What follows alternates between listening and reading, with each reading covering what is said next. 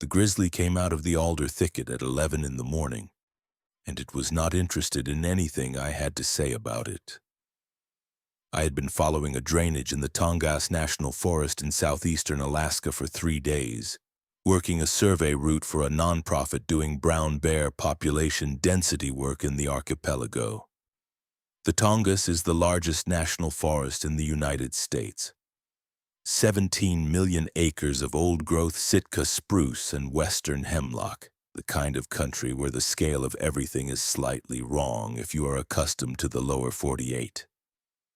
The trees run bigger. The bears run bigger. The salmon runs pull everything to the creeks in a way that concentrates predators at densities that require you to think differently about your own position in the food chain than you might in most other places on Earth. My name is Terrence Quill. I worked as a field biologist for 22 years, the last 9 of them in Alaska. And I have been in the presence of brown bears more times than I have a precise count of. I know what a grizzly looks like when it has identified you and made a decision about you. And what came out of that alder thicket at 11 in the morning on the 3rd day had identified me and made a decision about me, and the decision was not in my favor. Sow, no cubs visible, which matters because a sow with cubs is operating from a defensive posture, and a sow without cubs can be operating from a wider range of motivations. What I was reading from the body language was not defensive. The ears were forward, the head was low. The movement was purposeful and direct, and she was covering ground toward me at a rate that my bear spray range of approximately 30 feet was not going to be adequate to address if I could not slow her down before she got there. I had my spray in my hand, which I always have in my hand in the Tongass. You do not holster it, you do not clip it to your pack, you hold it, because the time between a grizzly deciding to charge and the grizzly being on top of you is frequently less than 2 seconds, and 2 seconds is not enough time to unclip anything. I had the safety off. I was backing slowly on the uneven creek bank ground, which is the correct response to a direct approach that has not yet committed to a full charge. You give it room, you make yourself smaller, you avoid direct eye contact, you speak in a low, even voice, and you back up and you hope the behavior is a bluff charge rather than the other kind. This did not feel like a bluff charge. She had covered maybe 60 of the 100 yards between us when the other thing stepped out of the spruce timber on the far side of the creek. I want to be clear about the sequence of events as I experience them, because the sequence matters and I have gone over it many times. The grizzly came out of the alder at 11 in the morning. I had my spray up and I was backing. She had covered 60 yards.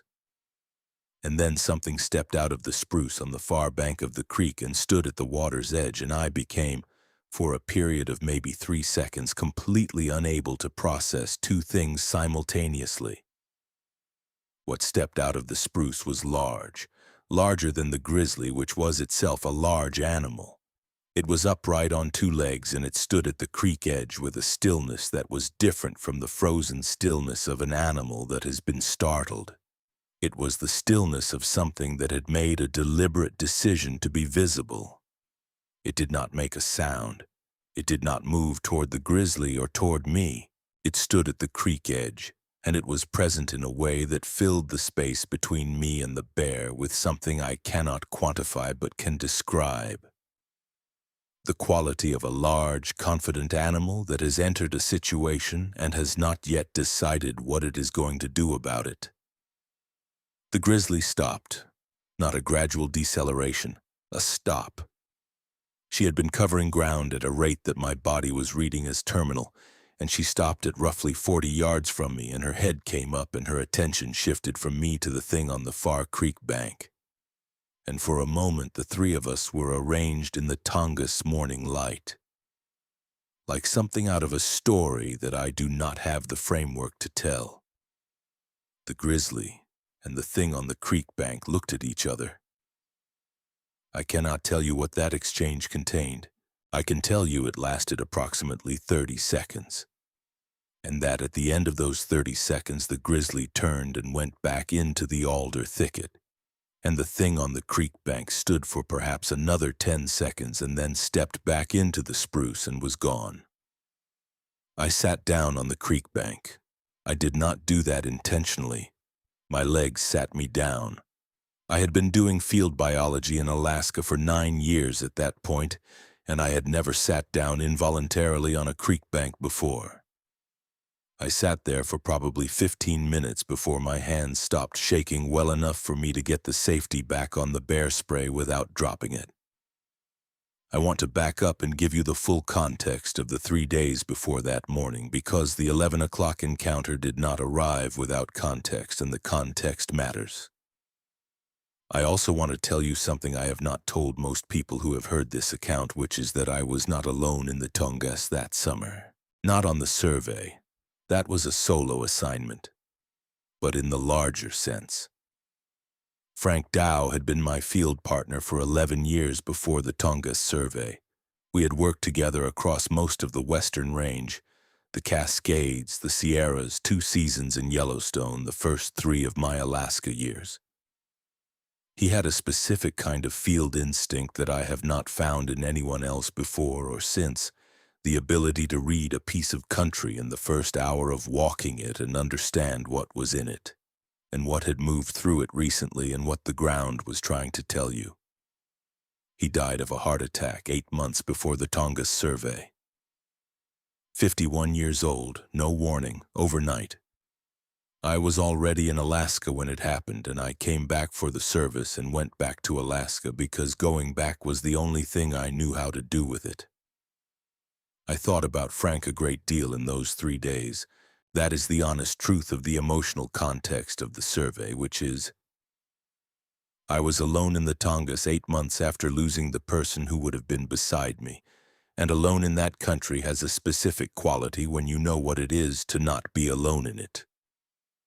I was a careful observer because I had always been a careful observer, and because Frank had been a careful observer, and some of what he had been had become part of how I worked. The prints in the camp on the 3rd morning. I cataloged them with the thoroughness I did in part because I could hear Frank asking the right questions. He always asked the right questions. I did not tell anyone about the survey observations for 2 years, partly because I did not know who to tell. Frank would have known what to do with them. He would have sat down with the field log and the photographs, and he would have asked the right questions, and we would have figured out together what the next step was. Without him, I sat with the logs alone for 2 years before I found Darnell Osei. And the 2 years of sitting alone with it were longer than they needed to be. I am telling you that because I think the emotional context of a field observation matters to the account of it, and because Frank deserves to be in this account even though he was not in that drainage. He was in the work that produced the observation. He is in the precision of the documentation. He is in the fact that I kept the field log complete and accurate when the easier thing would have been to let the observations disappear. He would not have let them disappear. So I did not let them disappear. Now, the context of the 3 days. The survey route I was working ran along a drainage that feeds into one of the larger saltwater channels in the southern archipelago. Salmon country, coho in the fall, sockeye and pink earlier in the season, the whole system pulling bears out of the interior timber and down to the creeks in July in numbers that make the drainage feel like a different kind of place than it is for most of the year. Brown bear density in the Tongass archipelago during the salmon run is among the highest on Earth. You are not in country where bears might be. You are in country where bears definitely are, where the question is not whether you will encounter them, but how many and how close, and whether the encounter will be on your terms or theirs. I had been assigned this particular drainage because the nonprofit's previous data from it was thin, and they wanted a full 3-day coverage with systematic transect work. I had done solo survey work in similar terrain before, I was comfortable with the protocols, and I had the equipment and the experience and the specific mental posture that working alone in the Tongass requires, which is a sustained, low-level alertness that does not spike to fear every time something moves in the alder but does not drop to complacency either. You stay at a particular level of readiness and you keep it there. That is the job. The first day was normal by Tongass standards, which means I had 4 bear sightings before noon. 3 at the creek and 1 in the timber above the high bank. A large male that watched me from the tree line for about 20 minutes before moving off. I found salmon carcasses every quarter-mile along the creek, the characteristic pattern of a drainage with an active bear population working the run. The smell of that country in July is specific and stays with you. The salt of the tidal influence in the lower reach. The iron smell of fresh-killed salmon. The musk of a high-density predator population that is well-fed and not particularly concerned about human observers. I noted sign, ran my transect lines, made my observations, set up camp on a gravel bar above the high water line, hung my food at the distance the protocols required, and went to sleep with my spray at the tent zipper. The second day I completed the middle section of the survey route, which took me into the older growth above the main drainage, a tributary system running through second-growth hemlock that had not burned in at least a century. The canopy so complete that the undergrowth was sparse, and the light on the forest floor was the specific green-gray of very old trees filtering very little. I found more sign in this section than in the lower drainage. Not bear sign. Different sign. A series of tree structures in the tributary hemlock that I documented and photographed and noted as unknown origin. Branches pushed through the forks of standing trees at heights of 10 and 12 feet. The breaks fresh and showing green at the interior. The placement deliberate in a way that ruled out wind damage and the random fall pattern of storm blowdown. I have been in old-growth forests across 9 years of Alaskan fieldwork, and I know what the forest does naturally to itself and what requires agency. What I was looking at required agency. I did not write unknown bipedal primate in my field log at that point. I wrote, tree structures, unknown origin, possibly cultural, photograph documentation attached.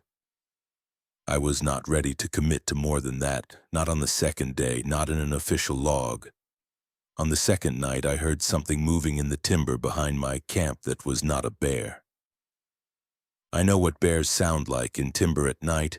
I have been in a tent in bear country enough times that the sound of a bear in the vicinity is a thing I can assess with reasonable accuracy. The specific quality of movement, the breathing, the way a large omnivore moves through undergrowth with a particular carelessness about noise. What I heard on the second night was not that. It was quieter, more deliberate, with a 2-beat rhythm that moved around the perimeter of my camp in a wide arc and then stopped. I lay in my tent with the spray in my hand for about an hour before I was satisfied that whatever had made the circuit had moved away. I noted it in my field log without a category assignment, which I do when I have an observation I cannot yet characterize. In the morning, I walked the perimeter of the camp before I made coffee or did anything else. This is standard practice in bear country. You do a check before you start moving around your site because bears come in at night and leave evidence that tells you how your morning is going to go. What I was looking for was bear sign. What I found on the south side in the soft ground at the timber edge was not bear sign. 2 prints, left and right foot of the same individual. The stride between them running 64 inches. I measured it 3 times. Each print was 17.5 inches in length, 8 inches across the ball, 5 toes on each, the toe impressions arranged in the flat, spread configuration of a plantigrade foot carrying weight in a habitual upright gait. No claw marks above the toe pads, which is the first and most definitive distinction from bear.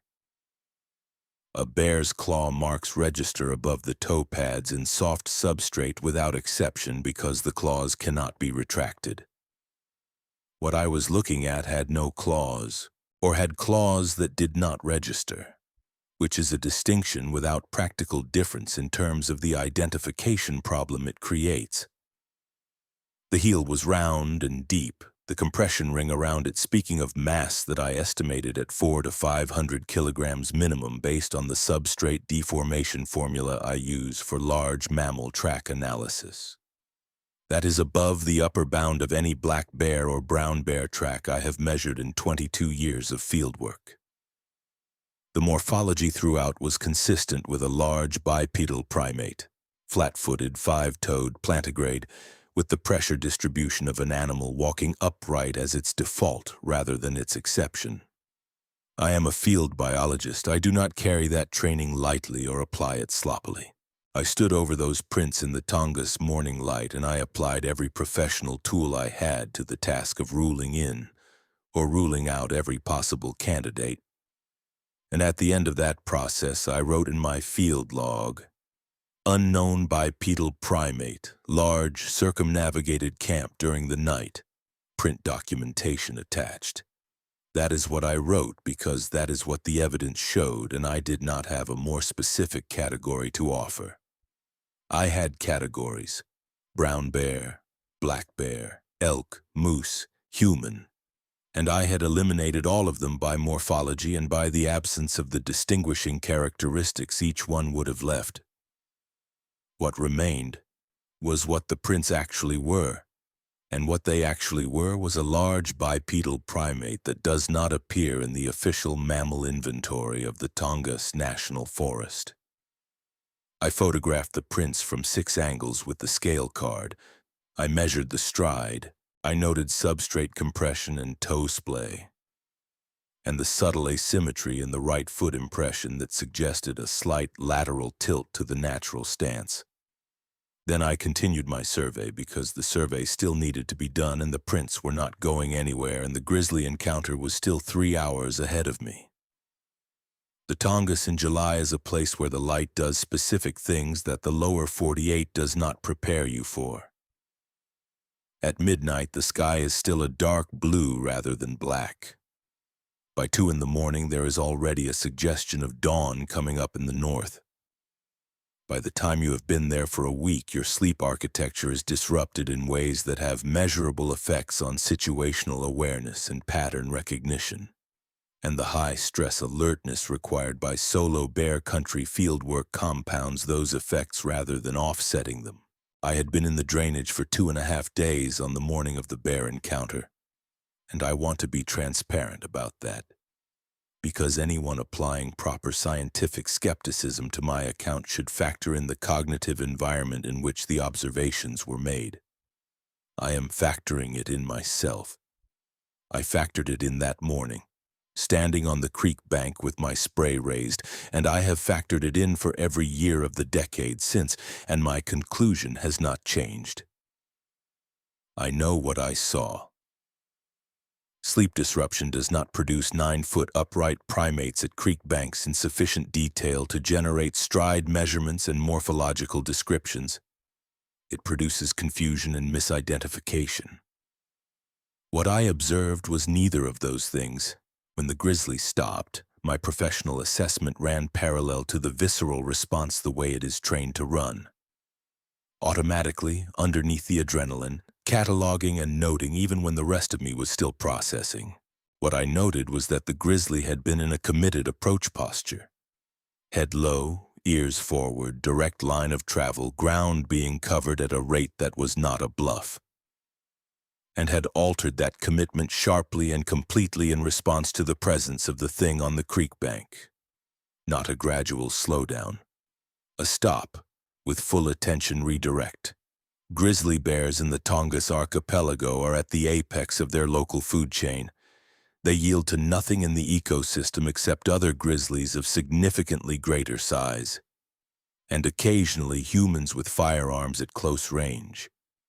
The list of stimuli that would cause a grizzly in a committed approach to stop, redirect attention, Sustain that redirected attention for 30 seconds and then withdraw is a very short list. At the top of that list is a presence that the grizzly recognizes as dominant in that specific territory, or a presence the grizzly does not have an established response framework for. The thing on the creek bank was probably larger than the grizzly by a significant margin. I estimated its height at 9 feet or better using the spruce canopy height as a reference baseline, and its build in the shoulder and chest was heavier than the grizzly's in a way that was apparent even at that distance. Whether the grizzly had a framework for it or was encountering something novel is a question I cannot answer, but I will say this. The response did not read as the response of an animal encountering something entirely unknown. It read as the response of an animal encountering something it had a working model of and was, based on that model, deciding to yield to. There was a quality of recognition in it. That is my professional read of 22 years of observing animal behavior, and I offer it as such. The Albert Ostman account from 1924 described a prospector held captive near Toba Inlet in British Columbia, which is Pacific coastal rainforest habitat, ecologically similar to the Tongass, continuous old growth, salmon-dependent, the same general type of country. Ostman held that account for 33 years. The Sioux First Nation of British Columbia have documented oral tradition of Saskats that predates European contact by centuries, and that places the being in exactly this type of coastal, old-growth environment. Not a creature of the dry interior, but something native to the wet, dense, salmon-rich forest of the Pacific coast. I was in that forest. The prints in my camp were from something in that forest. The thing that stepped out of the spruce on the far bank was something in that forest. I finished the survey. I want to say that because it matters to the kind of person I am and the kind of scientist I was trying to be. I had a job, and the job had another day and a half on it, and I finished it. I sat on the creek bank for 15 minutes while my hands stopped shaking. I put the safety back on the spray. I checked my equipment. I stood up and I continued my transect. The rest of the third day was uneventful in the sense that nothing happened that exceeded my professional catalog. I had 2 more bear sightings, both at the creek, both moving away from me at distance. The drainage behaved like a Tongass drainage in July. I made camp on the second gravel bar and lay in my tent that night and listened to the forest and noted that whatever had circumnavigated my camp on the second night did not circumnavigate it on the third, and that the absence of it was a specific thing I registered, which is not how I expected to register an absence. I noted the bear encounter in my field log as a Class 3 dangerous encounter, which it technically was, and I noted the interrupting presence as unknown large primate. Second confirmed sighting. Physical evidence documented at Camp Perimeter Day 2. I described the behavior precisely. Upright bipedal subject, estimated 9 feet, stepped from spruce timber to creek bank edge at moment of grizzly approach, remained stationary, sustained eye contact with grizzly for approximately 30 seconds. Grizzly redirected attention and withdrew. Subject returned to timber. I wrote what I observed in the language I had been trained to use for what I observed. I did not hedge it. I did not soften the category. I wrote it accurately. Then I wrote the survey report that went to the nonprofit, and in that report the primate observations do not appear. The tree structures appear as natural origin, undetermined. The camp perimeter prints do not appear. The creek bank encounter does not appear. The survey report contains a rigorous and accurate account of brown bear density, salmon utilization patterns, and habitat assessment for the drainage. It is a good professional report. It is missing the most significant observations I made on that survey, and I wrote it that way deliberately. That decision has cost me something I have been paying in installments for 10 years. I made it because I was 41 years old with 9 years of Alaska fieldwork behind me and a career I was not finished building. And I knew, not feared, knew what would happen to that career if I submitted a field report from the Tongass describing an unknown large bipedal primate interrupting a grizzly bear encounter. I had seen it happen to others, not dramatically, not through any single confrontation, but through the slow accumulation of professional distance that accretes around a researcher who has submitted something the field cannot accommodate. Fewer invitations to collaborate, fewer grant opportunities. The kind of reputational erosion that does not announce itself and cannot be appealed. I understand that decision. I do not forgive myself for it entirely. The data is real. The observations were made with professional methodology by a trained field biologist in a professional survey context. They deserve to be in the record. I put them in a different record, my personal field logs, which I keep in a fireproof box in my office, and which are complete and accurate and have been since the day I wrote them. And that is where they have stayed. What I am doing now is putting them in a third record. This one. I left Alaska 2 years after the survey and returned to fieldwork in the Pacific Northwest. The reasons were professional. A position opened up that suited my background, and the Alaska work had run its natural course. But I will not pretend the Tongass survey was not part of the calculus. I had been working for 2 years in a forest where I knew something was in it that I had not disclosed, and the weight of that knowledge in a professional context had a specific quality that I was ready to set down. I contacted a researcher named Darnell Osei 6 months after leaving Alaska. He works the Pacific Northwest and coastal corridor and has a background in primatology.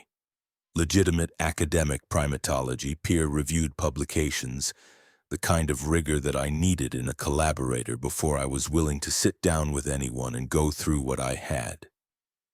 I drove to Portland and spent a full day with him going through the photographs and the field log entries and the print measurements and the tree structure documentation and the sequential account of the 3 days in order. He said the stride and print morphology were consistent with documented material from the Pacific coastal corridor and that the Tongass provenance was significant. He had very little documented physical evidence from Alaska sources, and mine was, in his assessment, among the more methodologically rigorous sets he had reviewed from anywhere in the western North American range. He said the tree structures were consistent with documented structural behavior from the Pacific Northwest accounts, and that the 2-day timeline between the structures and the grizzly encounter in the same drainage was the kind of spatial and temporal correlation that the documented record rarely produced with this level of specificity. He said the grizzly interaction was the part that most interested him. Documented accounts of grizzly behavior modification in the presence of this animal are rare in the existing record, and the specificity of what I had observed, the committed approach, the stop at an intermediate distance rather than a retreat to the timber edge, the sustained attention exchange, the controlled withdrawal, gave him a behavioral description he had not seen rendered with professional precision before. He said, "A wildlife biologist who knows what a committed grizzly approach looks like and can describe the modification with that level of detail is a different kind of witness than most of what we have." He asked me why I had not submitted the observations in the professional report. I told him the honest answer. He was quiet for a moment, and then he said, "I know. I have heard that from field researchers more than once." He said the institutional disincentives are well designed and do not need to be explicit to be effective. I said I knew that now. He said the data was still good, still in my log, still real. I said yes. He said, "Then we work with what we have. The prints from the camp perimeter are in my field log with 6 photographs and full measurements. The print from the creek bank, A partial rear track I found the following morning, 20 feet from where the thing had stood in soft silt at the water's edge, is in the same log. I have the images. The data is complete. What I do not have is an official record, and that absence is mine to carry. I have been carrying it for 10 years, and I expect to carry it for the rest of my working life, which is the appropriate consequence of the decision I made. The Tongass is the largest intact temperate rainforest in North America. 17 million acres, most of it roadless, much of it receiving fewer than a handful of human visitors per year outside the coastal margins and the established recreation corridors, the interior archipelago terrain. The rugged island interiors, the mainland drainages far from the coastal access points, the tributary systems of the major rivers, is genuinely unexplored at the level of detail that would be required to inventory its large mammal populations comprehensively. Wildlife surveys in the Tongass are mostly coastal or creek-based for the practical reason that the interior is extraordinarily difficult to access. What lives in the interior year-round in country that is rarely visited and almost never systematically surveyed is a question the existing scientific record is not equipped to answer. The salmon runs that structure the entire Tongass ecosystem concentrate extraordinary wildlife density in the creek systems during the summer months, and then the fish are gone, and the bears and everything else disperse back into the interior for the winter. The old-growth Sitka spruce and western hemlock canopy runs unbroken for miles in the interior sections, providing the cover and the food resource base. Berries, ungulates, the remaining salmon biomass that would sustain a large omnivorous primate through the winter without difficulty. The climate is wet enough that track evidence degrades quickly and episodically enough that systematic survey work is rare. If something large and intelligent has been living in the Tongass interior for a long time, the conditions for it doing so without formal documentation by Western science are close to optimal. I spent 9 years doing field biology in that forest. I do not find it difficult to believe that something very large and very intelligent has been in it for a very long time. I have the prints to support that belief, and the photograph of a grizzly stopping at 40 yards to redirect her attention to something on the far creek bank, and 22 years of careful professional observation of wild animals that tells me I know what I was looking at on both sides of that creek. The Patterson-Gimlin film was shot October 20th, 1967 at Bluff Creek, California. Pacific coastal habitat, old-growth dependent salmon drainage, the same general ecological type as the Tongass at a lower latitude. That film has never been definitively explained or debunked in nearly 60 years.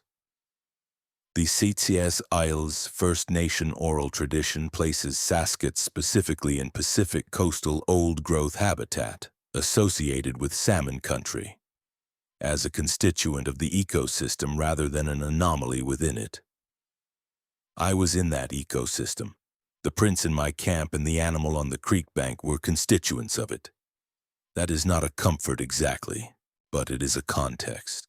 And context is what a scientist reaches for when the data exceeds the available categories. What I cannot account for is the timing. The survey route had taken me through that drainage for 2.5 days. Whatever had circumnavigated my camp on the second night had been in that drainage the whole time. Before I arrived, certainly, and throughout my survey, it had the information it needed about me. My size, my smell, my routine, my level of threat, the fact that I was a human conducting a systematic survey of its territory. It had made no move to interact across 2.5 days of my presence. It had let me work. It had watched from a distance I could not detect, and it had not intervened in anything I was doing. And then a grizzly came out of the alder at 11 in the morning on a committed approach, and it stepped out of the spruce and the grizzly stopped. I have a professional explanation for the grizzly stopping, which is ecologically coherent, and I stand behind it. Brown bears yield to dominant presences in their range. An animal of sufficient size and confidence registers as a dominant presence. The grizzly assessed the thing on the creek bank as the dominant animal in that drainage and adjusted her behavior accordingly. That is a sound ecological explanation, and it accounts for the grizzly's behavior completely. What it does not account for is the timing of the step. The step happened at the moment I needed it to happen, not 2 minutes before when the grizzly was still in the alder and I might have had more options. Not after, when whatever outcome the committed approach was heading toward would already have occurred. At the moment, the grizzly was at 60 yards on a committed approach and my spray range was 30 feet, and the arithmetic was not in my favor. I have tried for 10 years to construct an account of that timing that satisfies my scientific training. The territorial displacement explanation does not require awareness of me. It only requires awareness of the grizzly, which the thing certainly had.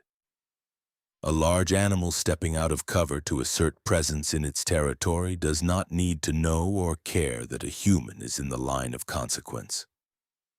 The timing could be coincidental in the sense that the trigger was the grizzly's approach rather than any concern for me. I have tried that explanation on for a decade. It fits the data. It is parsimonious.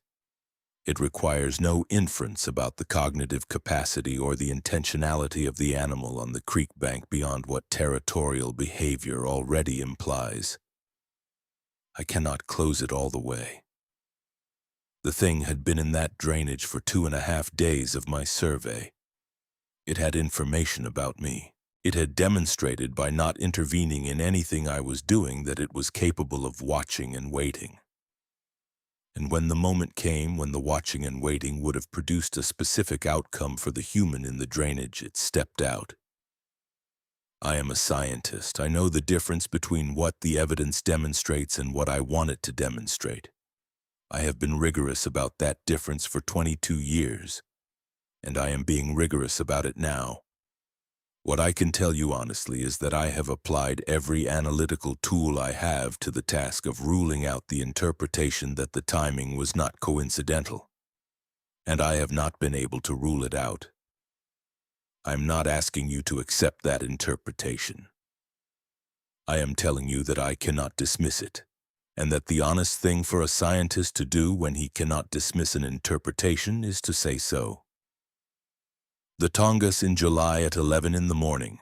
The salmon smell off the creek. The midnight sun barely having set. A grizzly stopped at 40 yards looking at the far bank while I stood between them with my spray hand still raised. That is what I have. That is what is in my field log, accurate and complete, in a fireproof box in my office. I sat on the creek bank for 15 minutes before my hands stopped shaking. I put the safety back on. I stood up and I continued the survey because the survey needed to be finished, and finishing it was what I had to offer against everything I could not explain. I finished it. I have been finishing things ever since. One careful observation at a time. One honest account at a time. Starting with the one I have just given you and working toward whatever the rest of it adds up to. I do not know yet what it adds up to. I am still doing the work.